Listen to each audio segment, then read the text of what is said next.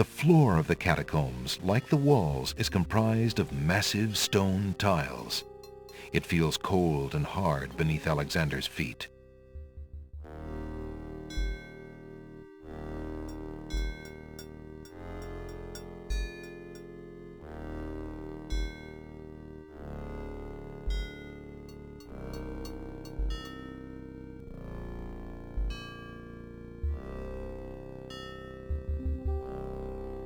The remains of several unfortunate souls haunt the room.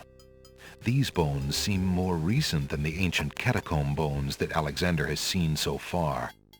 Perhaps they were victims of the Minotaur, or perhaps they died while wandering lost in the maze. 3 of the skeletons are completely intact. A lone skull lies on the ground among the skeletons. Where the skull came from is a mystery, since the other remains seem to have their skulls intact. Alexander picks up the skull.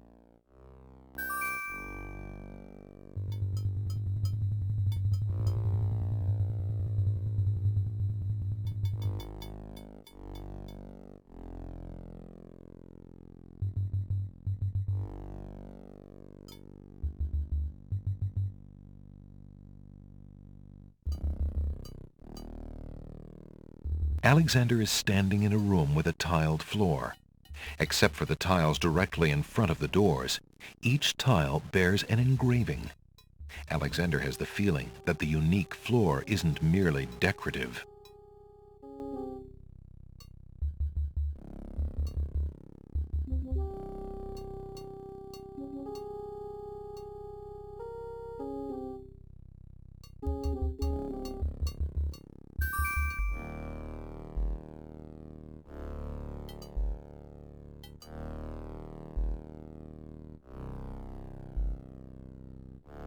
Ah, you were a human only and not the monster himself. I heard you coming and thought you were the beast. Did my father send you here to save me? Why, yes, he did, but how did you... Hush, there is no time. I think I have discovered the Minotaur's secret exit from the catacombs. Follow me and we'll both be saved.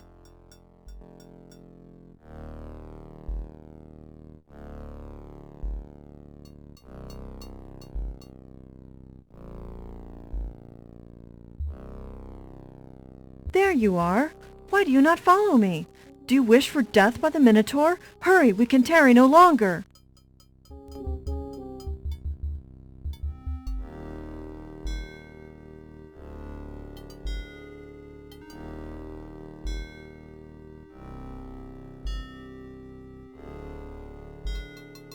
So, here you still are. You are a coward and a fool. I leave you to your fate.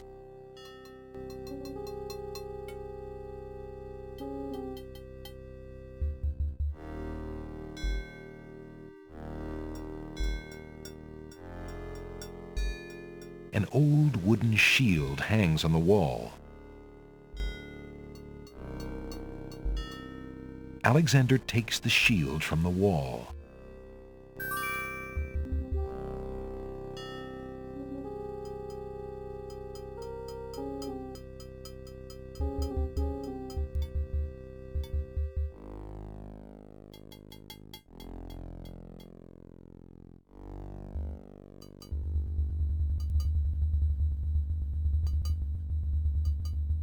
Niches in the wall form stone burial beds. Ancient bones lie crumbling on the unyielding rock. Alexander notices that this skeleton has old coins over its eyes.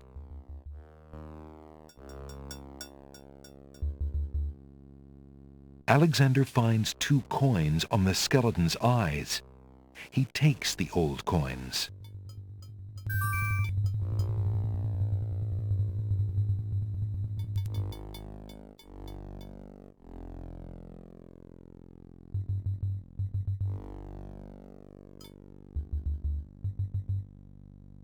Trap. The doors have sealed Alexander inside. And the ceiling is coming down.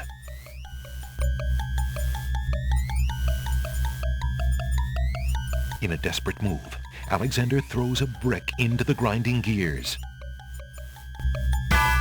The brick is caught between two cogs. The gears shriek and shudder. The mechanism grinds to a halt. The ceiling is stuck. The trap is sprung.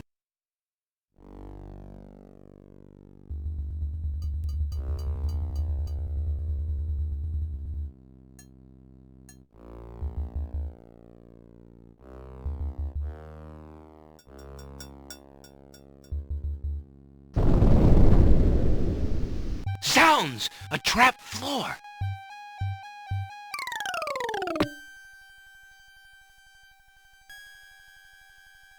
Alexander seems to have fallen to a lower level of the catacombs. Wherever he is, the place sure is dark. Alexander can't even see his hand in front of his face.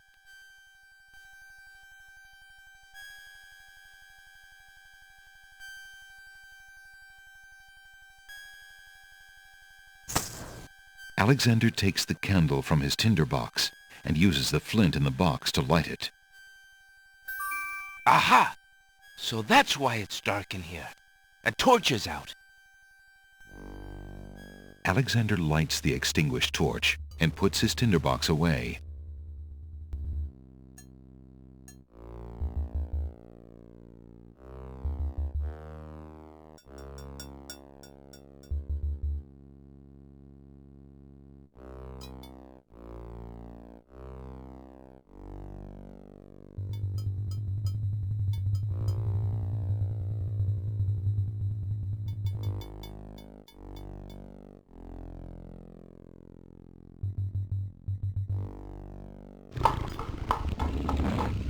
Alexander hears the sound of a wild beast again, this time so loud that the creature itself seems to be in the same room with him. The noises are coming from the other side of the east wall.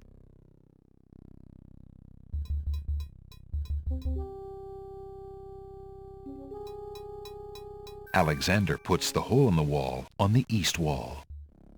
The hole in the wall trembles slightly with dread at the clammy feeling of the stones.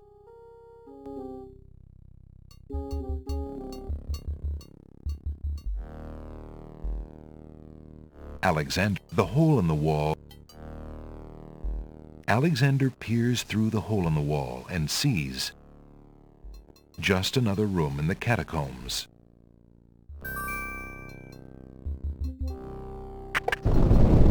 Aha! Not just another room at all. So that's why Alexander couldn't find the Minotaur's lair.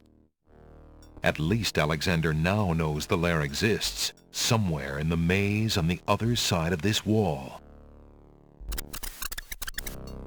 While Alexander contemplates what he's just seen, the hole in the wall, frightened by the Minotaur, makes a run for it. Alexander hopes the little creature finds its way home to the Isle of Wonder.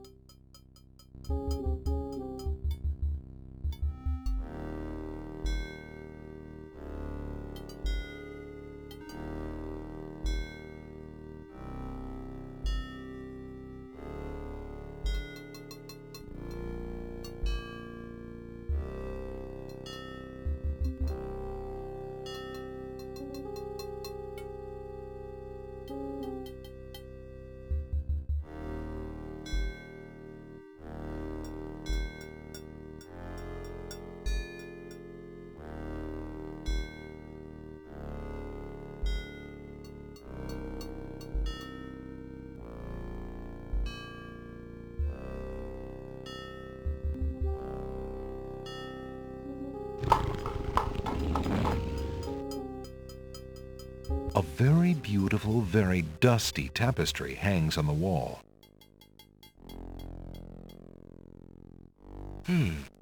This tapestry looks familiar.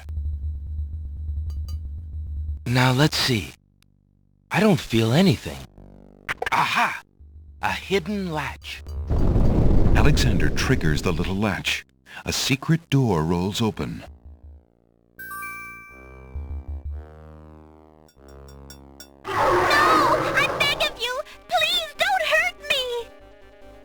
Your struggles are useless.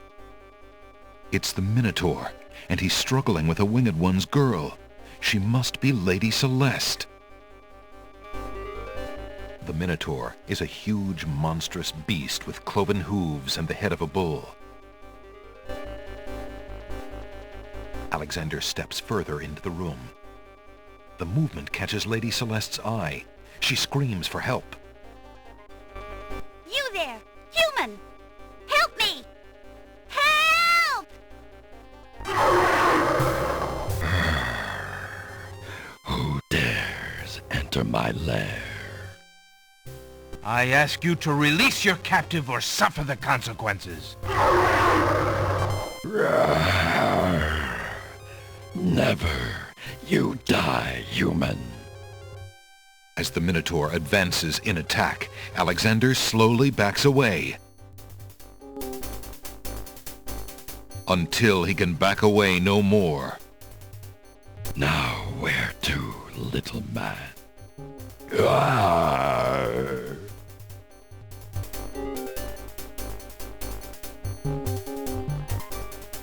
Alexander, his back inches from the fiery pit, tempts the Minotaur with the Red Queen's scarf. Look here, you bully! Nice, bright red. Red. Now you die!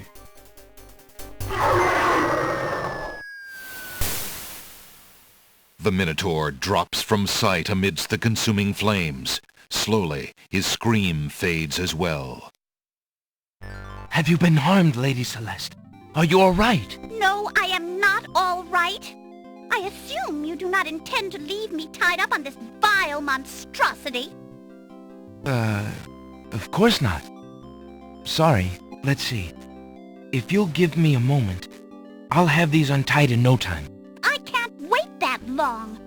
Look, I wear a small dagger just inside my belt. It should be enough to cut the rope. Oh, all right. I've got it, Lady Celeste. Here we go. Thank you. You may keep the dagger as a gift for saving my life. That's very generous. Forget it. Do you mind if we just get out of here now?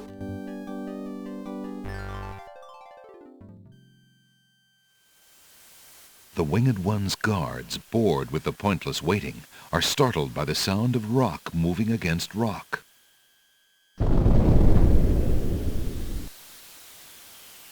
Lady Celeste, quite thee well? I'm quite well, thanks to the bravery of a mere human. So much for your superior intellects. Yes, me lady. Now bring him along. I'm going home.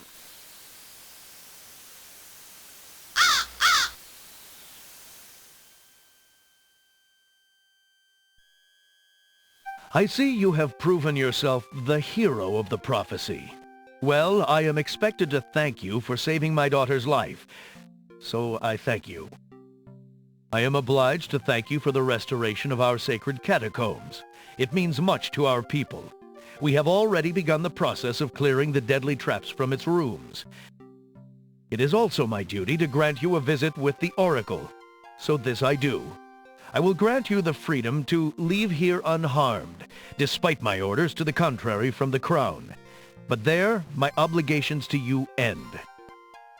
I have no love for Alhazred, but he is my liege, and if Princess Cassima trusts him and wishes to wed him, my guards will take you to the Oracle now. When your time with her is through, I want you to leave the City of the Winged Ones and never return. I don't know who you are or what you want here, but I will not disobey my crown further. I thank you, Lord Azure. I will respect your wishes.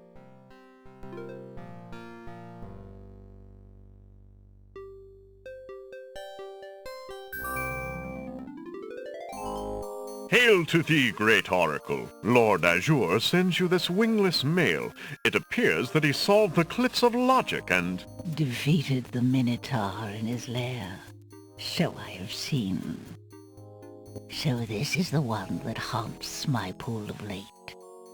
Welcome, young seeker. What knowledge do you desire? Princess Cassima, whatever you can tell me, great oracle.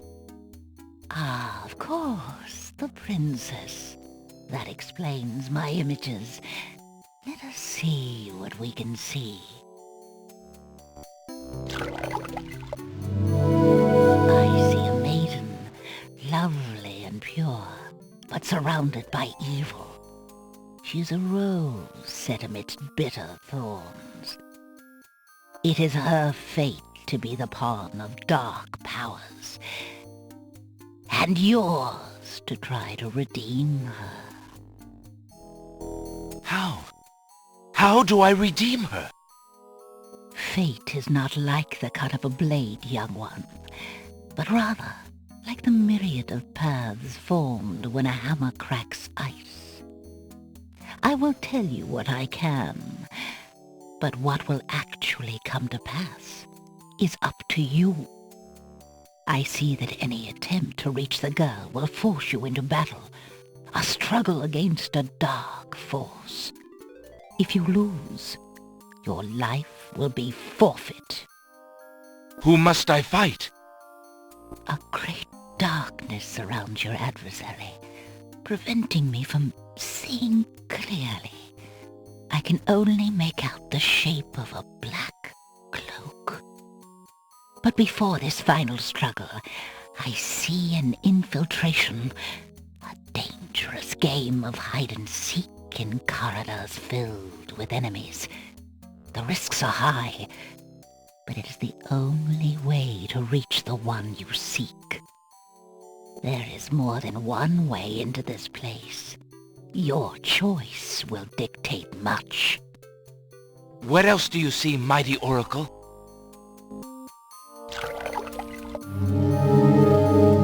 Oh, such pain. I see two restless spirits crying out for revenge. These shades could help you destroy the dark force if they were to be brought back from their spiritual form. Yet this is only one possible path to your destiny. I'm afraid this is getting beyond me. I know very little about the afterlife. I can only advise getting counsel from the druids. Be warned. The druids are reclusive and dangerous. They might aid you, or they might destroy you. Like their island, the druid's nature is hidden in the mists. There is nothing more I can do for you, except to give you this. It is water from the sacred pool. That and my blessing go with you. Thank you, great Oracle.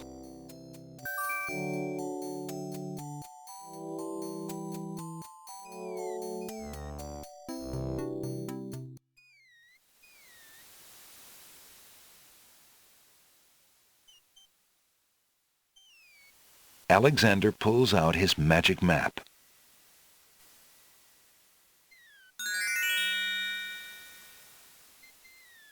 Another island has appeared on the magic map. Alexander wonders if it has anything to do with the oracle's reference to the druids. Alexander feels a strange pulling sensation.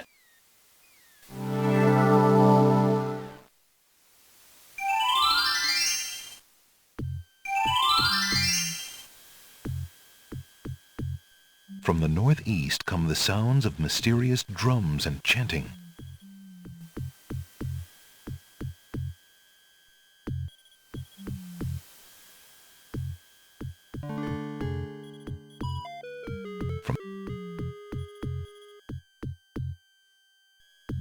Alexander takes the scythe.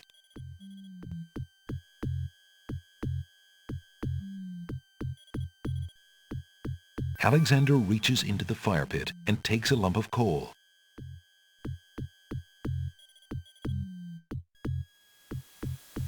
From the northeast come the sounds of mysterious drums and chanting.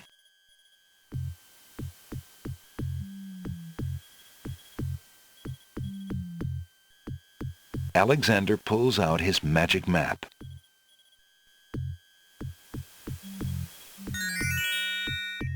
Alexander feels a strange pulling sensation.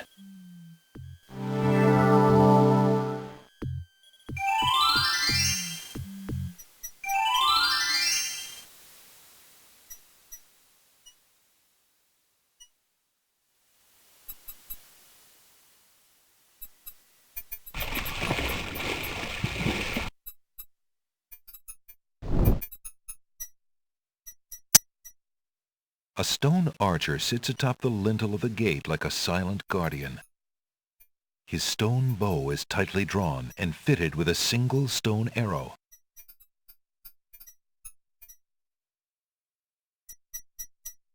Alexander decides to pass through the gate, preparing the shield just in case.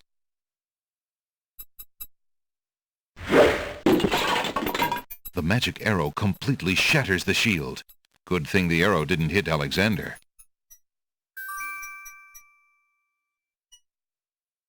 With the gardener gone, Alexander can see that the garden plot is hardly more than a fresh patch of dirt. Alexander has enough trouble without digging around in the dirt for more.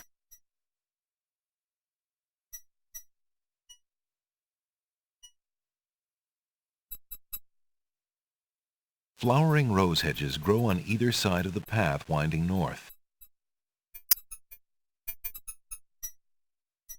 Alexander takes a magnificent white rose from the rose hedges.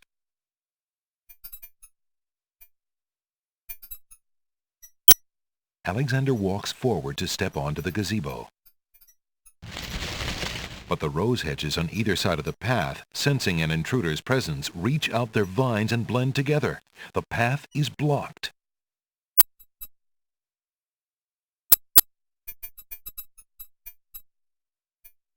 Alexander wields the scythe, determined to get past the magical rose hedges. The leaves fly as Alexander tries to cut the branches faster than they can grow back together. He sees light. He's through.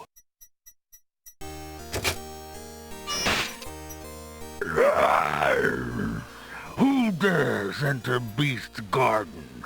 My name is Alexander. I didn't mean to disturb your private garden. No. And yet, monsieur, you could hardly have accidentally broken through the 3 enchanted traps of the Isle of the Beast. I suppose it is simply my nature to break through enchanted traps. You must be a prince, then. I know the nature of princes all too well. This face you see before you is hideous, is it not? Well, for the face of a beast, it is really quite noble. Ha! I'm glad you like it, for you will soon own one just like it. I too was once a pretty prince, caring for nothing but adventuring and rescuing fair maidens. But I rankled one too many evil hags.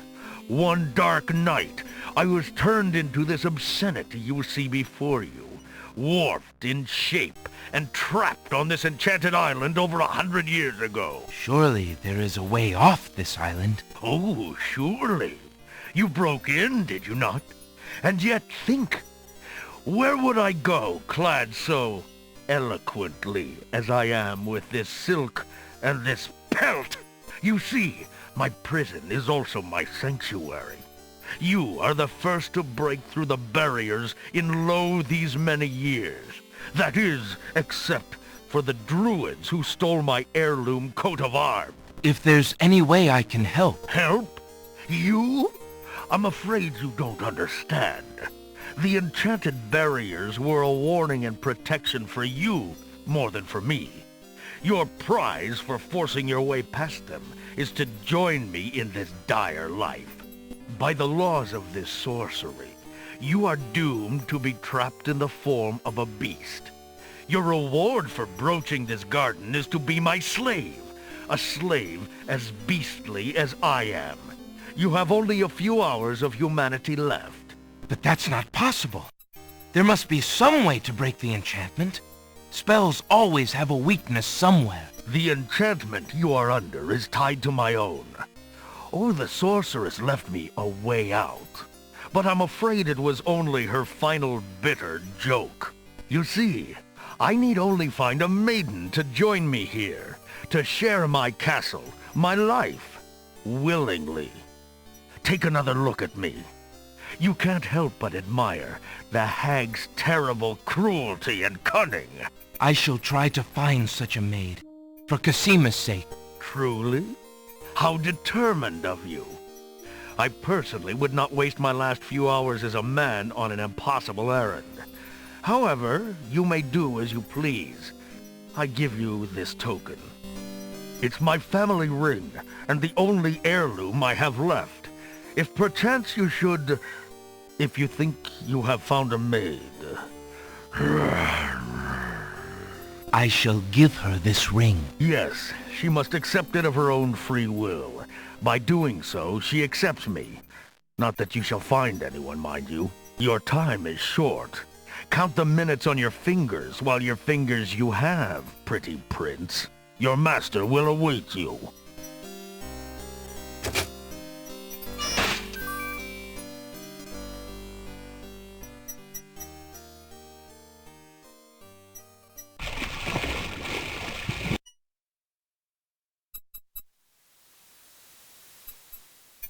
Alexander pulls out his magic map.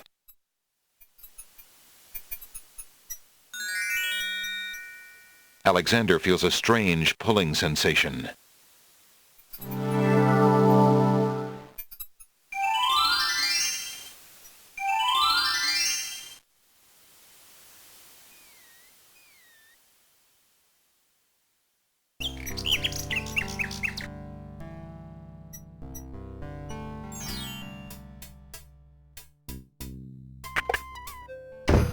Jalo, my friend, is the wedding still moving forward at the castle?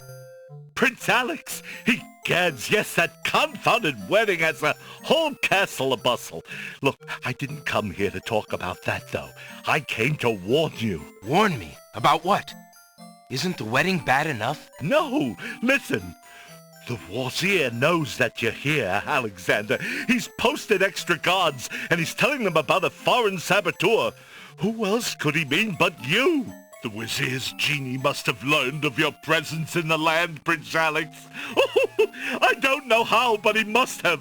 I haven't exactly been discreet, I'm afraid. Alexander, this is serious.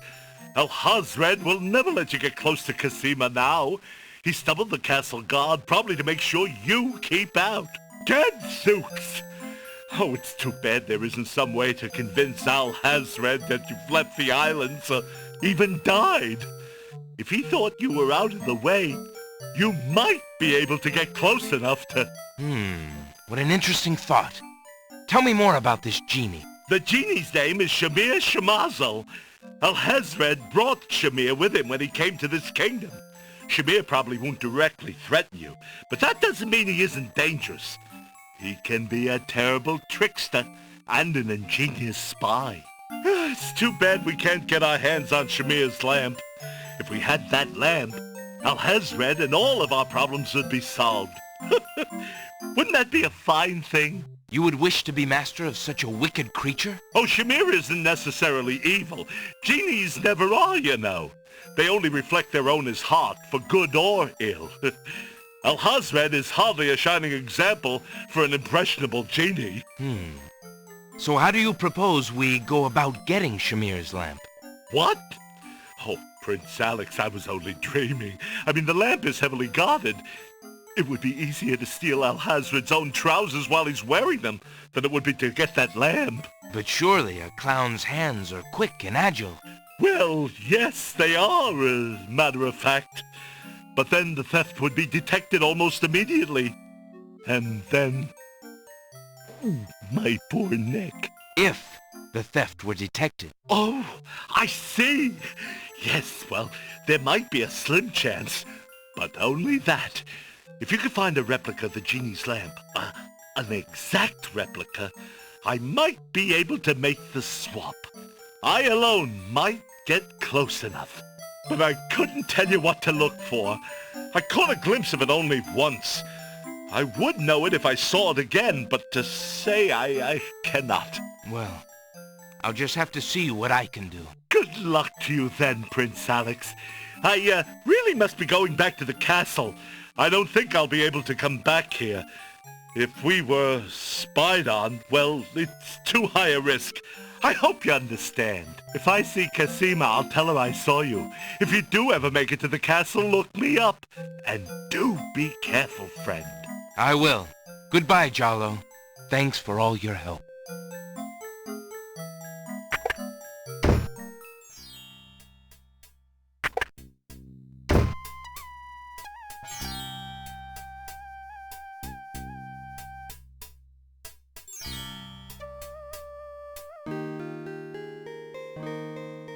Looking at the serving girl reminds Alexander of the years he spent as a slave under the evil wizard Mananan. He wishes there were some way he could help her. She looks very shy and nervous as she tends her roses.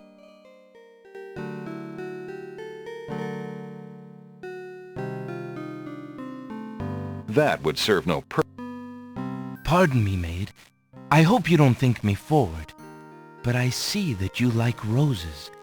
I thought you might, perhaps, like a fresh white rose. Alexander can see the conflict in the girl's pretty face as she fights between her distrust of him and her desire for the white rose. The rose wins. Oh, I shouldn't, sir, but it is so lovely. I've never seen a rose of white. It looks so pale and delicate. Wherever did you find one of such a color? There are many hedges of them on the Isle of the Beast, and they grow together like magic. Oh, truly? What an adventure that must be to see them. But I should not speak so, especially to a stranger. Thank you for the rose, though, kind sir. Do you live in this house, maid? Well, my stepmother and her children live here. I live out back in the stables. Your stepmother? Then you're not a... well, I thought you were, A servant? I am, I suppose. You see, my mother died and my father remarried. He passed on shortly afterwards. My stepmother has no obligation to feed and clothe me. I only try to repay her for my upkeep as best I can. I see. Is there anything I can do for you, maid? You look tired and hungry. I'm just fine, sir.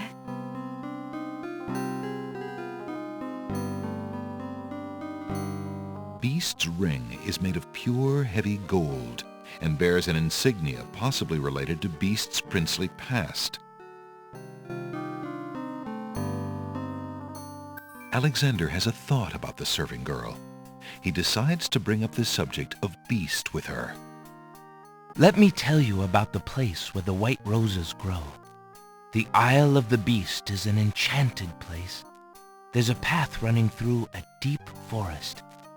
The path crosses 3 magic blockades, set to keep all visitors away.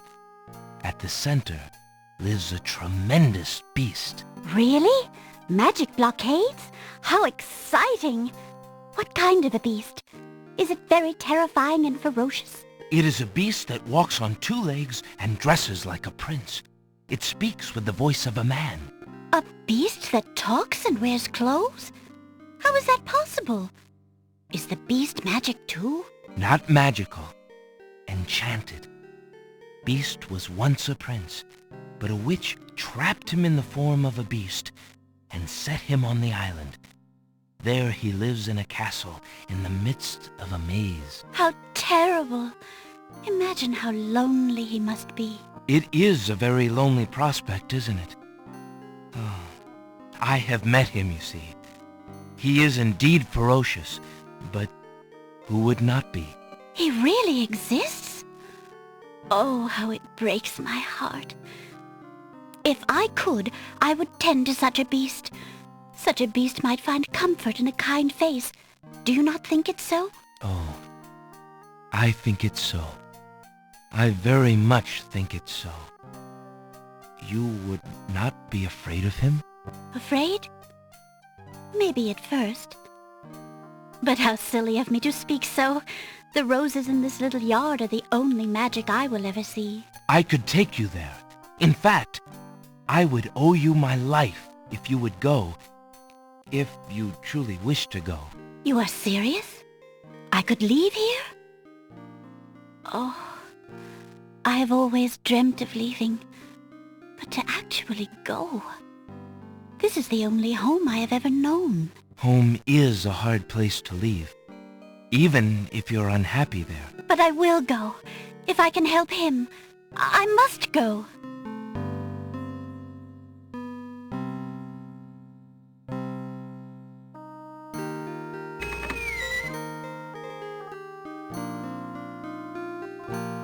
Is there nothing you wish to take with you?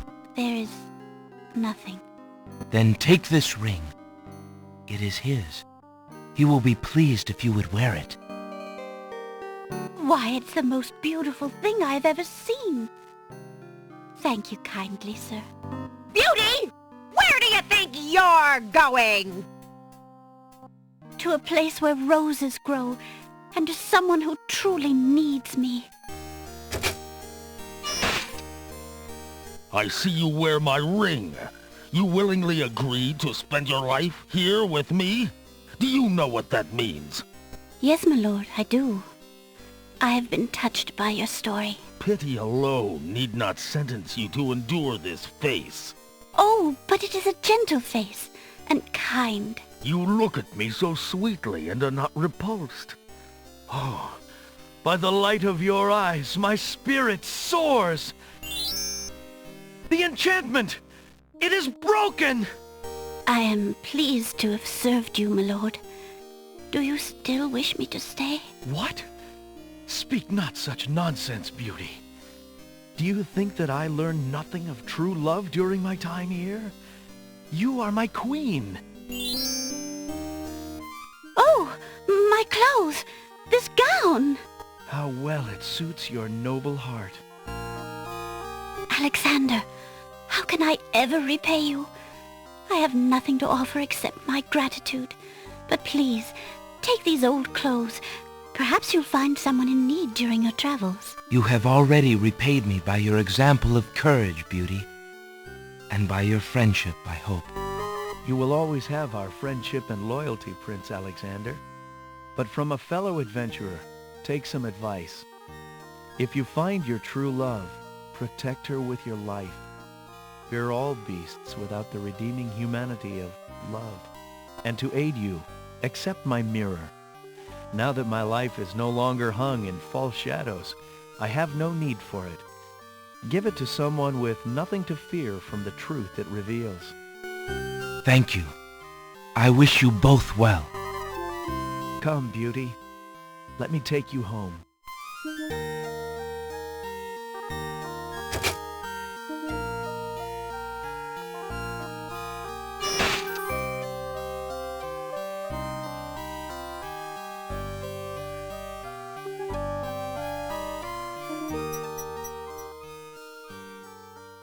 Alexander takes a magnificent white rose from the rose hedges.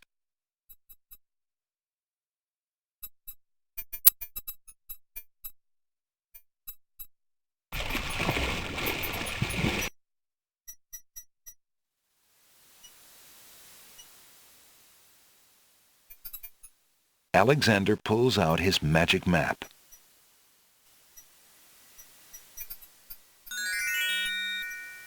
Alexander feels a strange pulling sensation.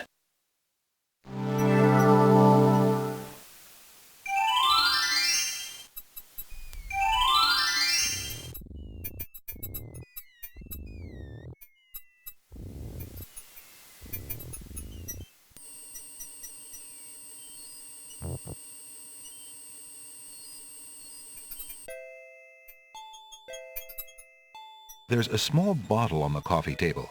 It bears a label that reads, "Drink me." Alexander picks up the bottle.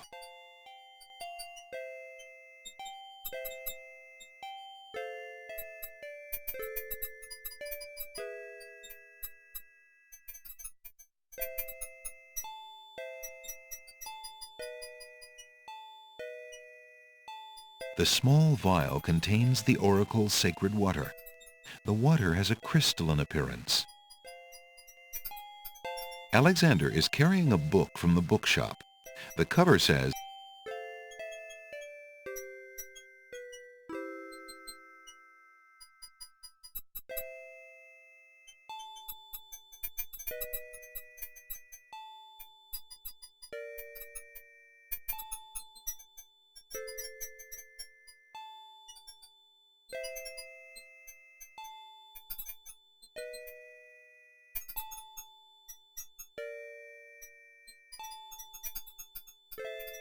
"This is the last."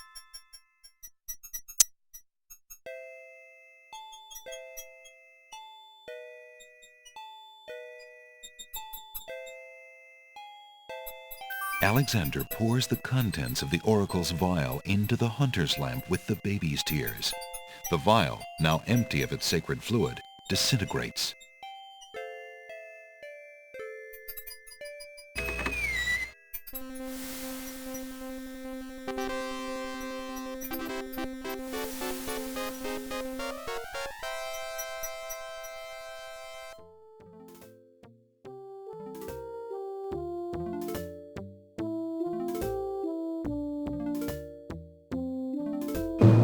Your Highness may as well spend her royal time contemplating something else. The lump of coal shall be sent to the Castle of the Crown under my name, and that's all there is to it. No, it shan't. Yes, it shall. If the coal is sent in your name, I shall royally decree a ban on all red on this isle. You do, and I shall royally decree that white shall be henceforth used for all mopping up of cabbage stew. You wouldn't dare! Oh, wouldn't I? Oh, it's you! Have you thought of any more of those brilliant ideas of yours?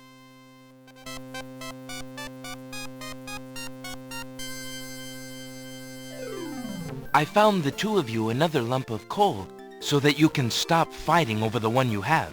Oh, let me see! A lump of coal! And what a beauty it is, too! Oh, marvelous! Now we can stop fighting, sister. Your Highness can just keep the old lump of coal, and I'll take this new one. Quite right. That settles everything. As a token of our endless esteem and royal favor, please accept this magnificent and truly incredible spoiled egg.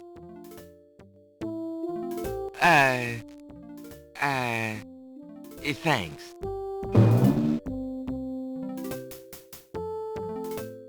Let me see that lump of coal, Your Highness.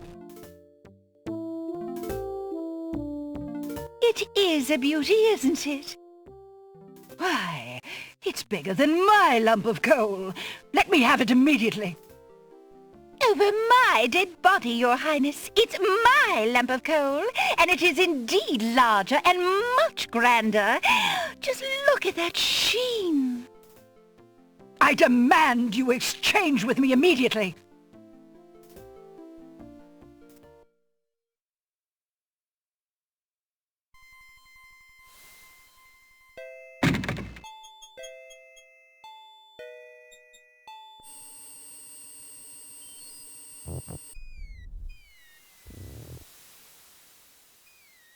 Alexander pulls out his magic map.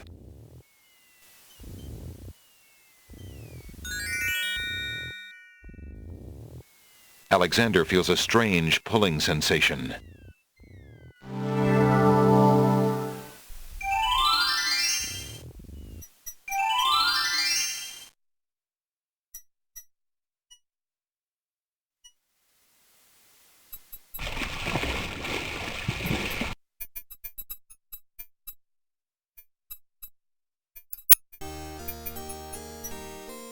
A fountain in the middle of the clearing bubbles with fresh, glittering water.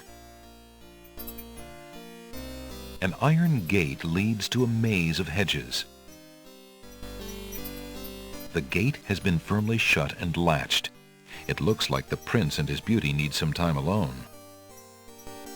Beast's castle has a different, more welcoming air as the bridal home of Beauty and her prince. A fountain.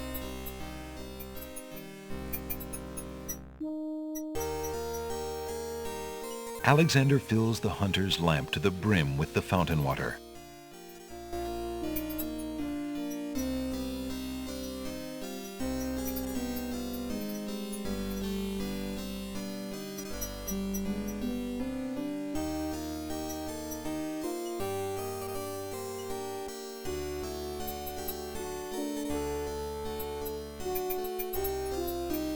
Alexander prepares to enchant the hunter's lamp with the Make Rain spell incantation. Clouds of thunder, shafts of light, come and sup with me tonight. Waters 3 have I for tea, brew a tempest now for me.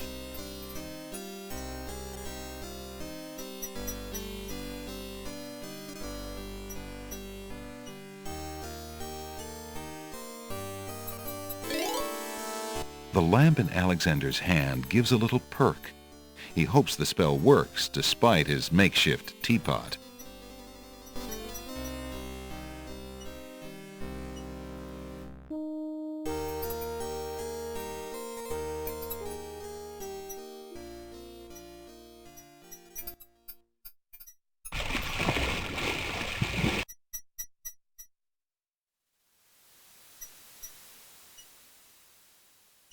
Alexander pulls out his magic map.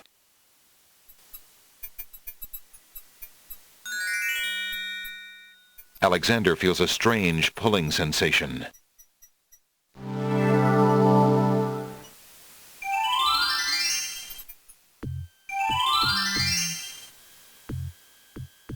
Great gods! Did you see that? The man just appeared from nowhere. Perhaps he was sent by the spirits. I see no boat. He is an intruder, no matter how he got here. Grab him! Not again. Look, I'll leave. It's no problem. I think not. Let's go. Alexander is frozen at the spectacle before him. Robed figures are gathered around a bonfire. Some mystical ceremony is taking place, but as to its purpose, Alexander has no clue. We found a trespasser on the beach, Archdruid. Uh-oh. Archdruid. Now what has Alexander wandered into? This must be the foreigner we were warned about. How appropriate that he should come during our rain festival. Place him in the sacrificial cage. Wait! I must rescue the princess! There's an ancient druid saying, a man who would save others must first save himself. Alexander is pushed into the confining wicker cage.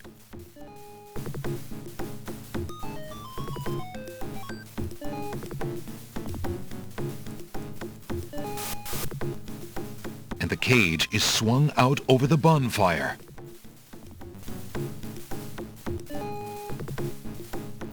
Alexander starts to feel a little warm. The bottom of the cage is getting uncomfortably hot. This cage is really hot. Fire in the cage! Alexander pulls out Beauty's old slave clothes, desperate to beat out the flames. The flame is extinguished, but the clothes themselves burn to cinders. Alexander won't be able to keep the cage from igniting for long. The heat and movement must have jarred something. Something that Alexander's carrying is starting to jiggle around. Egad, something's really percolating. The water in Alexander's lamp is hot. It's just about boiling.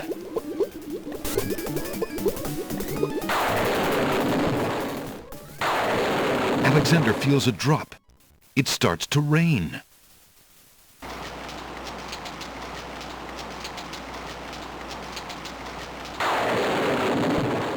That man, is a powerful nature wizard. By the sacred oak, let him down!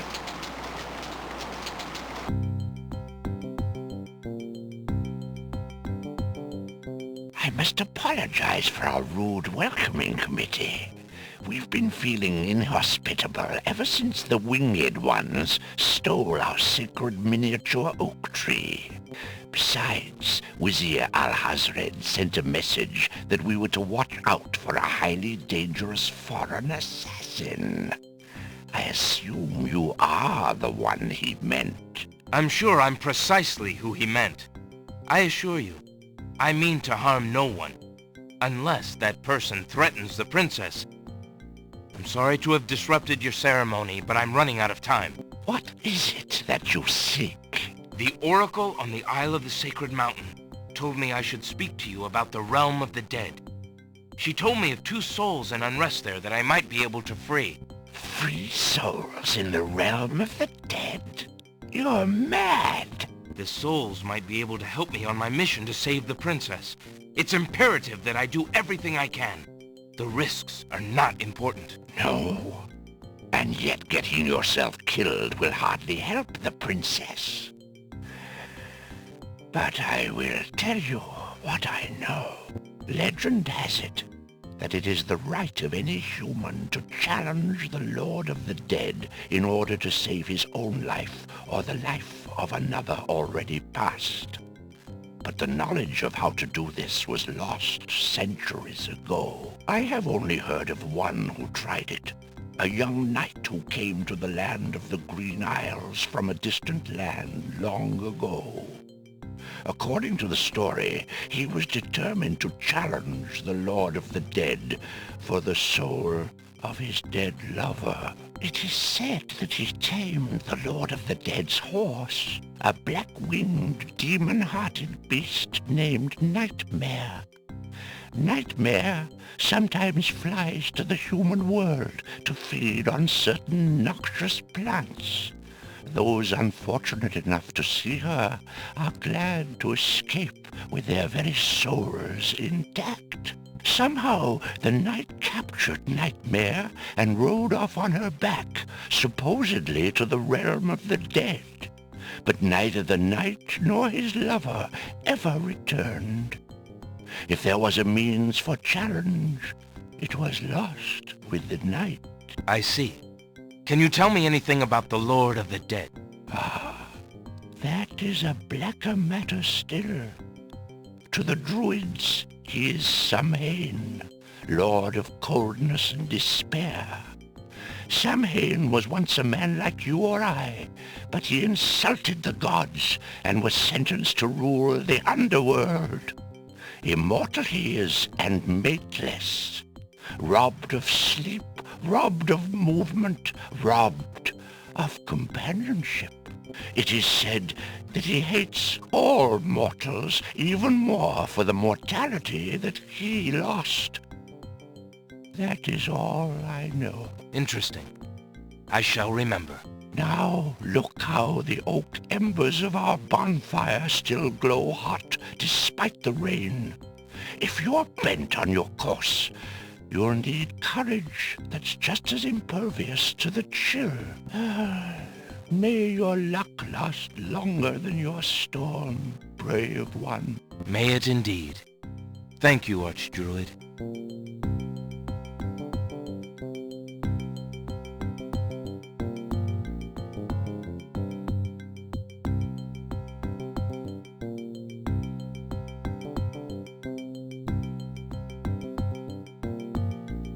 Alexander scoops up some of the red-hot embers in the ancient human skull.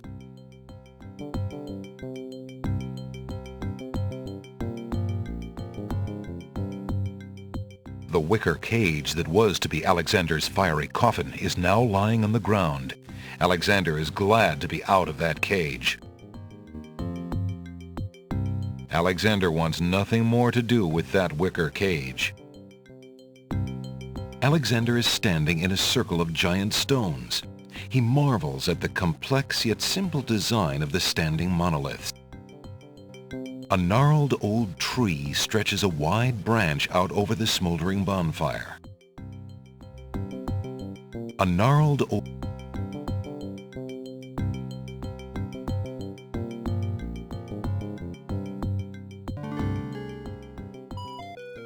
Two paths end at a clearing here. A path to the south leads back to the beach, and a path to the east leads inland. Around the clearing is a village of tree houses.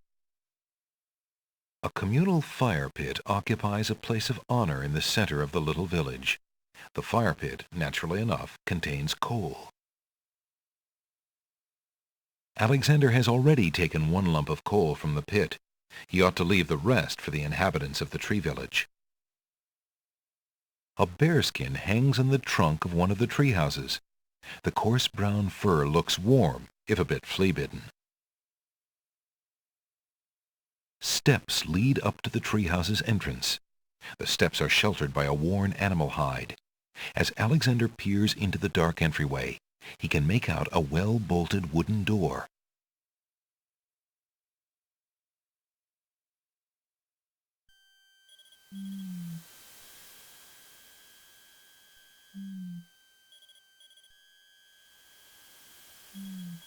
Alexander pulls out his magic map.